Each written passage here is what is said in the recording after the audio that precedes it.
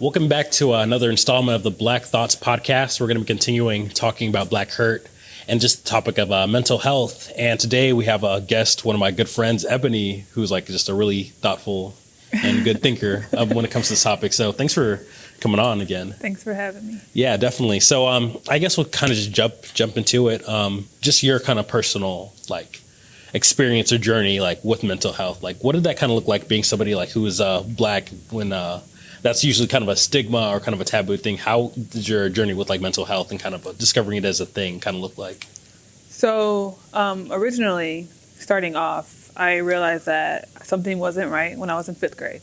Mm-hmm. So fifth grade, I knew like I'm depressed, something's not right, I'm not happy, and there's no reason at this age I shouldn't be happy. Like you go to school and you're just like, what reason would I have to not be happy? I have clothes on my back. I'm not poor. I'm not struggling. Mm-hmm. So what reason do I have to feel this way? So when I brought it to my mom, she was like, no, you're fine. You're just going through growing pains and you're not depressed. You don't know what depression is. And so it was kind of swept under the rug. So from fifth grade until I was 23, I suppressed being depressed.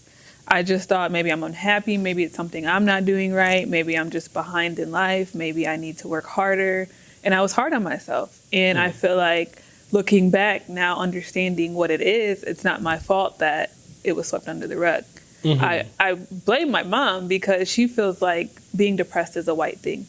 Being suicidal is a white thing. And that's how my entire family thought. But I don't think they understand that they're all depressed as well. And Black people don't understand that depression and mental health in general is generational.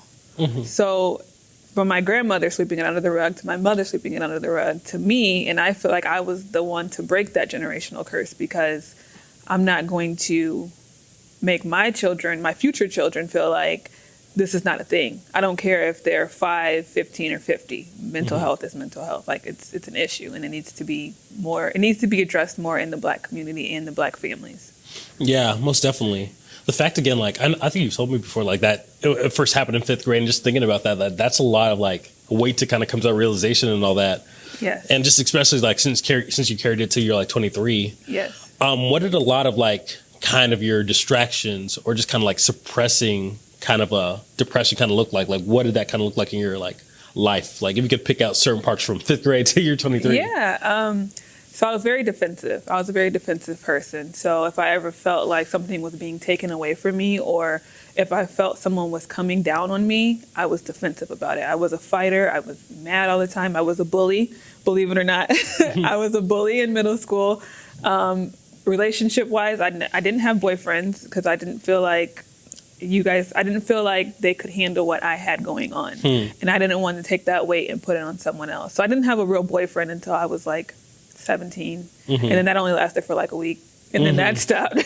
So yeah, other than that, like it was just a lot of defensive things. Like I was just mad all the time. And I didn't know what other way to do it. So being a bully was the number one. And yeah, I didn't talk much. I was very secluded. I was very to myself. And I was just trying to figure out what it was that was wrong with me. And that was my only way to do it, was to just separate myself. Yeah. So like going through school and all that, like did you like being somebody who was just kind of like very to themselves and like also just very kind of like defensive and all that, like was it hard to like when the teachers ever like notice like certain things about you and try to talk to you like about them, like they notice things? Or yeah, definitely. Yeah. So in high school I was in a lot of accelerated classes, but I was failing them. I wasn't pushing myself to my limit because I didn't feel like I needed to be in there. I felt like I wasn't good enough, I guess you can say. Like I felt like you guys are putting all this knowledge into my brain and I have so much other things in my brain to think about. So they noticed that. They picked up on that. They're just like, Ebony, you're not pushing yourself to your limits. You're not working as hard as you should. Like they're trying to put me in counseling. At one point they tried to put me in private school and I'm just like, that's not the issue. Like I'm smart, you're right, but I don't have room for what you're trying to put in there because I have so many other things in my mind. And ironically, when I was a senior, I ended up winning homecoming queen. And it was just so surprising to me because I'm like, I don't even talk to you guys. Yeah. But I guess to them, I talked enough. I don't know how to, I don't know. It was just so strange. Yeah, that's super interesting. Yeah. Like, just it's super strange. I mean, I guess I wasn't like the dark cloud, I guess. I was social, but it wasn't like it was that kind extent. of, they couldn't tell you like had like depression and all that. Yeah. Did you have, even though like when you were 23, so that's like when you kind of really kind of like realized it was a thing. Did you ever like try to like express kind of like your feelings of like depression to your friends and all that, like throughout junior high and high school? I know you did with like your mother and all that, but did you ever find like a safe space of vulnerability to talk to your friends about it? And if so, like what did that kind of look like? No, I didn't, because I didn't feel like they would understand. Mm-hmm. A lot of times I tried to release my anger through sex. So I was very active. I wasn't a whore, but I was very active sexually, but I wasn't like making emotional connections with these people. I'm just having sex to feel good for a second, to feel good for a minute. Like that was my coping mechanism. I didn't talk to my friends about it because I didn't feel like they would even begin to understand where I was coming from. So when I felt like I was having a breakdown or a moment, I would call somebody up like, hey, let's have sex. So I'll feel loved for 15 minutes or whatever, however long it lasted. And then I'm good for the day. Yeah. And then it's back to my whole the next day.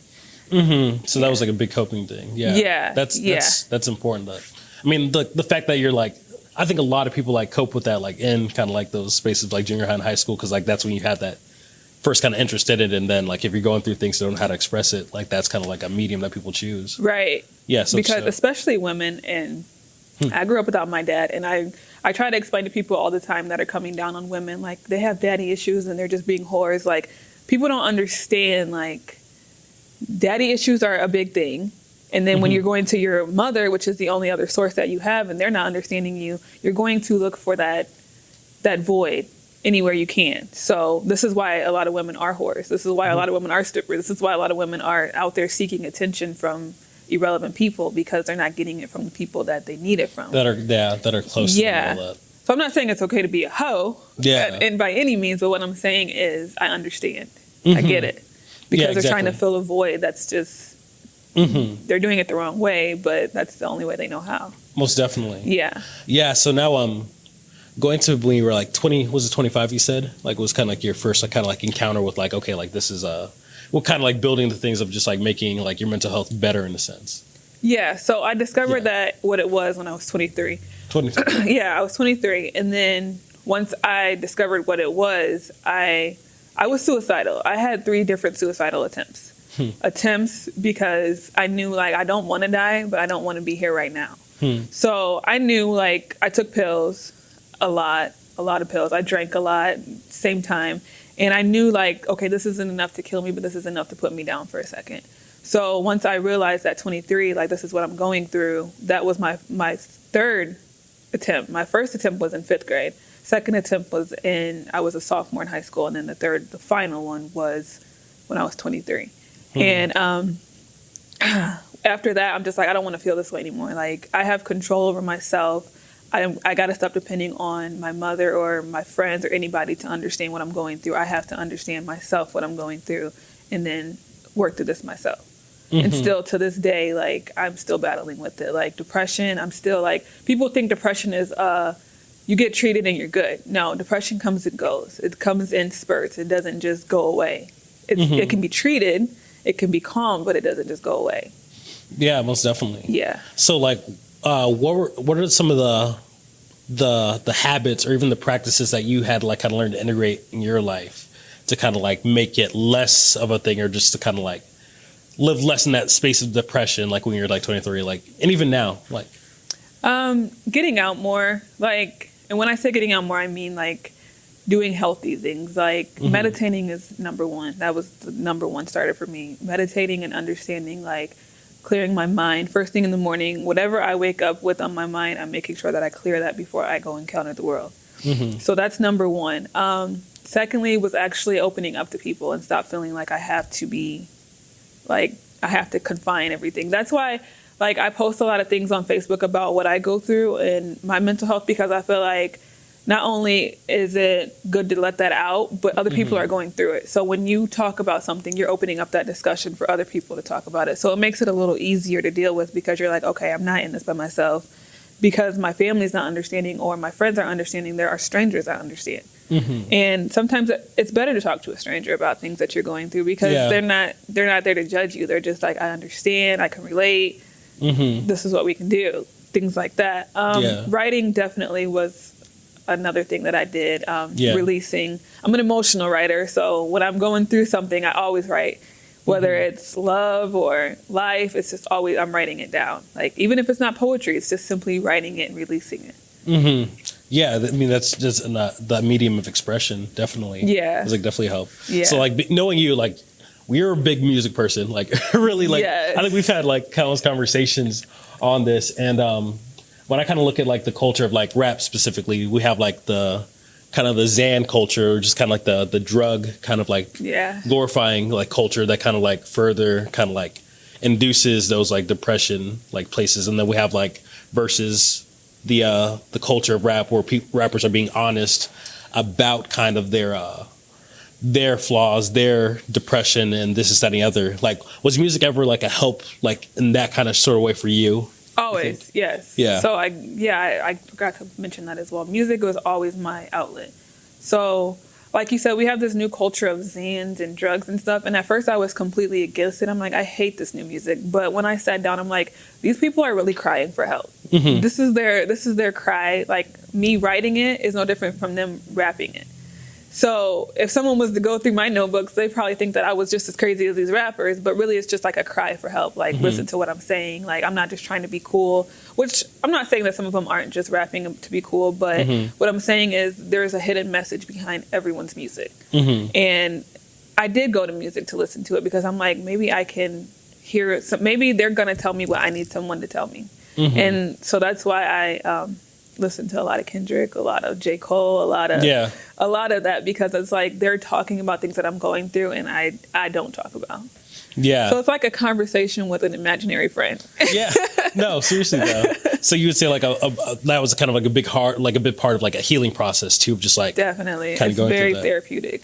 That's awesome. Yeah. So like as you kind of like have been going through like this journey of kind of like getting better like mentally and all that, and just like you kind of saying too, like talking to strangers is always like sometimes a helpful thing.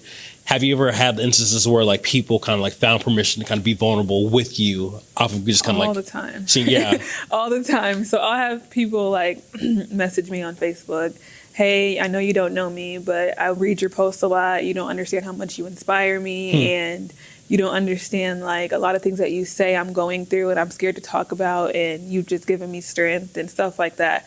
And it's rewarding, but then at the same time it's pressuring, because it's like, now I feel obligated to update when I'm going through something, or I feel obligated to be there for a stranger that I don't even know, because more oftentimes than not, I have people inboxing me like, I'm glad you're here. Like, can I have your advice? Blah, blah, blah. Even with my move to Georgia, like so many people are like, you're inspiring.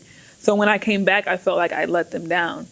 So that's what I've been battling with lately. Like, damn, I feel like I really let people down. But then I have to bring myself back. Like, okay, Ebony, you have to think about yourself. Like, you had to do what you had to do for you, whether you felt like you failed a stranger or not. But yeah like I get that a lot. Yeah. I feel like it's almost like what I go through and what I put out there is what I want people to say to me. So sometimes when people come to me like, I need advice, I'm like, no, I need advice. Yeah, exactly. I'm just as vulnerable. Yeah. But I'm always open. Like, I'm always open to talking to people. I never shut anyone out. Like, no, I can't give you advice. No, I can't talk to you. Yeah. Like, I'm always there. It's just like, damn, I need someone. I can only be there for a finite amount of time. Yeah.